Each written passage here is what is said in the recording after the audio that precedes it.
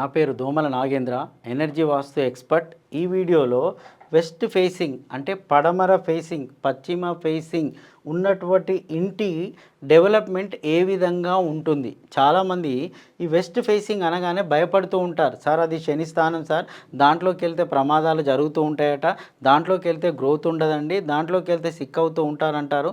కానీ మేము ఎప్పుడైతే వెస్ట్ ఫేసింగ్ ఇంటికి వచ్చామో అప్పటి నుంచి మా డెవలప్మెంట్ పడిపోయింది అంటారు. నేనేమంటానంటే పడమర ఫేసింగ్ ఇంటికి వచ్చిన వారు, ఈ పడమర ఫేసింగ్ రోడ్ ఇంట్లో ఉన్నవారు పేరుకి ఖ్యాతి వస్తుందండి.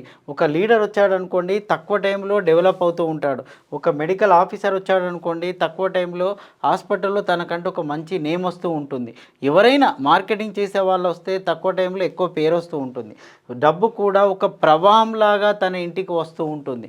సో ఇవన్నీ మీరు చెప్తున్నారు సార్, మాది వెస్ట్ ఫేసింగ్ ఇంటి ఇలాంటి ఫలితాలు ఏమి లేవు అంటే, మీ ఇంట్లో ఎలాంటి తప్పిదాలు ఉంటాయో చూసుకోండి. ఎందుకంటే ఆ తప్పిదాలు స్వయంగా మనమే చేస్తాం.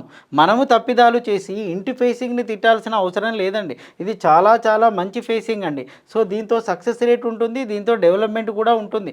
మనం చేసే తప్పిదాల వల్లనే దీనిలో సక్సెస్ ఆగిపోతూ ఉంటుంది. ముఖ్యంగా వెస్ట్ ఫేసింగ్ అనేది ఇంటి మగవారి మీద స్థానం చూపుతుంది. పడమర అనేది ఇంటి మగవారు అంటే యజమాని, కానీ యజమాని పెద్ద కుమారుడి మీద ఇక్కడ ఏమైనా డిఫెక్ట్స్ ఉన్నాయనుకోండి, ఆ ప్రభావం చూపించే అవకాశము ఉంటుంది.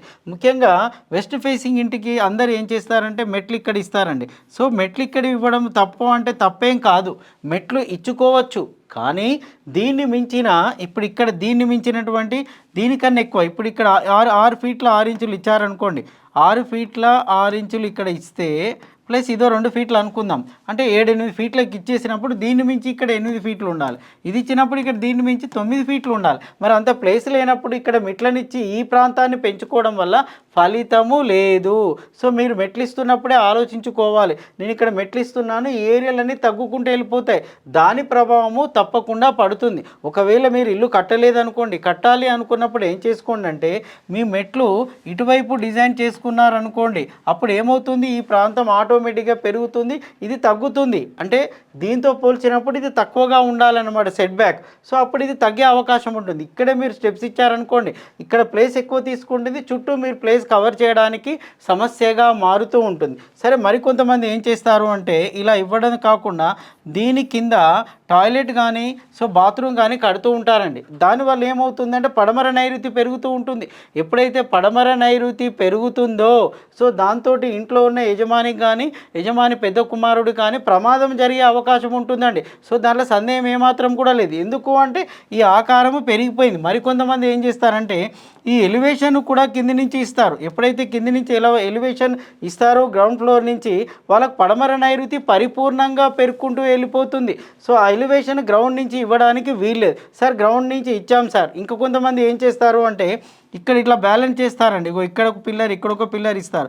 ఇది మంచిదే, ఇది బ్యాలెన్స్ చేసుకోవడం వల్ల మంచిదే. కానీ అంతటితో ఆగుతారా అంటే వాళ్ళు ఏం చేస్తారు అంటే, ఇక్కడికి వచ్చినప్పుడు ఈ ఏరియా కట్ అయిపోతుంది చూడండి, ఇది కట్ చేసుకుంటారు, ఇలా కట్ చేసుకున్నప్పుడు ఏమవుతుంది, ఇక్కడి నుంచి ఇక్కడ గ్యాప్ చాలా వచ్చేస్తుంది. అంటే నైరుతి విపరీతంగా పెరుగుకుంటూ వచ్చేసిందండి. చల్లగా చూసే చంద్రుడు అనే వ్యక్తి కట్ అయిపోయాడు.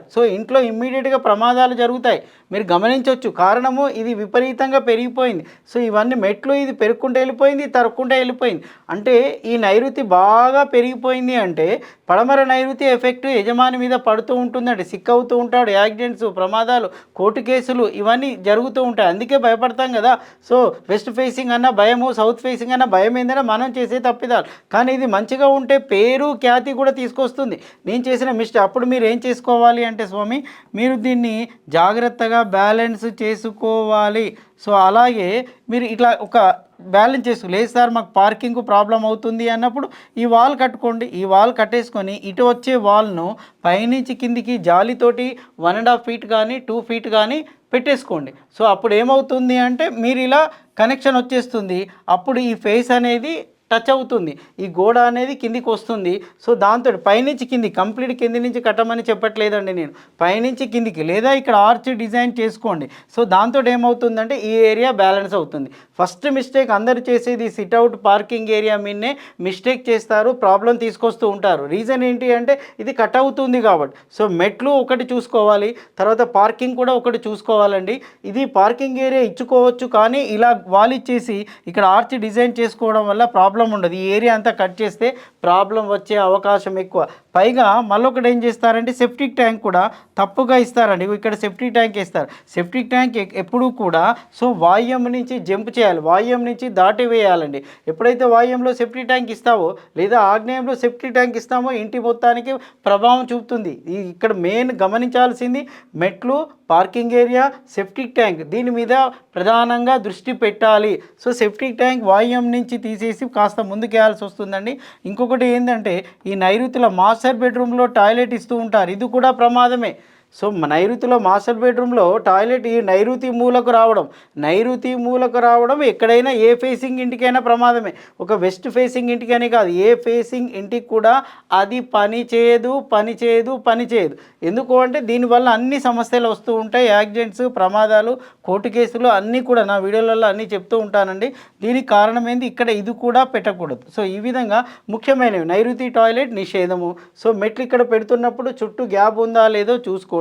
సో సిట్అవుట్ ఉందండి, ఈ సిట్అవుట్ ఇస్తున్నప్పుడు ఇటువైపు వాల్ ఇచ్చేసి పైన ఆర్చ్ డిజైన్ నీట్గా చేసుకోవాలి. తర్వాత ఇక్కడ ఉన్న సెప్టిక్ ట్యాంక్ ఉంది కదండి, ఈ సెప్టిక్ ట్యాంక్ను వాయుంలో కాకుండా వాయుం దాటి వేయాలి. ఇవి మెయిన్ పాయింట్స్ అనమాట. ఇలాంటి మెయిన్ పాయింట్స్ మీరు కనుక గమనించినప్పుడు మీకు ఎలాంటి దోషము ఈ ఇంటికి రాదు.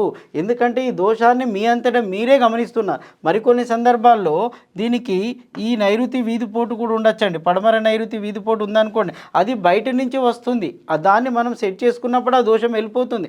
కానీ ఇంటి నుంచి వచ్చే దోషాలను మనమే ఏర్పాటు చేసుకుంటున్నాం. సో అలాంటి తప్పిదము చేయకూడదు. ఇంకొకటి తప్పనిసరిగా కిచెన్ ఈ యొక్క ఆగ్నేయంలోనే కిచెన్ను నిర్మించాలండి. ఎప్పుడైతే కిచెన్ ఆగ్నేయంలో పెడతామో ఇంటికి పవర్స్ జనరేట్ అవుతుంటాయి. సో కిచెన్ అక్కడే ఉండాలి. తర్వాత వాయుంలో కటింగ్ చేసిన ప్లేస్ను బ్యాలెన్స్ చేయండి. సో మెట్లను కూడా బ్యాలెన్స్ చేసుకోండి. సో ఎప్పుడైతే మీరు మెట్ల ఇక్కడ ఒక పిల్లర్ ఉందండి, ఇక్కడ ఒక ఎలివేషన్ ఇచ్చామనుకోండి, ఇక్కడ పిల్లర్ లేకుండా ఇక్కడ పిల్లర్ ఇచ్చేసుకోండి. ఇక్కడ పిల్లర్ లేకుండా మీరు ఇక్కడ పిల్లర్ ఇచ్చేసుకున్నప్పుడు ఏమవుతుందంటే అది బ్యాలెన్స్ అవుతూ ఉంటుంది. ఈ విధంగా సౌత్ ఫేసింగ్ ఇంటిని మనము తప్పిదాలు లేకుండా నిర్మించుకున్నప్పుడు అద్భుతమైన ఫలితాలు వస్తాయి. పేరు, ఖ్యాతి కూడా వస్తుంది, సమాజంలో గౌరవం కూడా సంపాదిస్తూ ఉంటారు. మీకు ఏమైనా డౌట్స్ కనుక ఉంటే సో మీ ఇంటి ప్లాన్ కరెక్షన్ కోసం కానీ విజిటింగ్ కోసం కావాలి అంటే వీడియో మీద ఉన్న నెంబర్కు నాకు వాట్సాప్లో మెసేజ్ పెట్టండి. నేను కానీ మా టీం కానీ రెస్పాండ్ అవుతూ ఉంటామండి. సో ఇవన్నీ మార్పులు చేసుకొని హ్యాపీగా ఉంటారని చెప్పి ఆశిస్తున్నాను.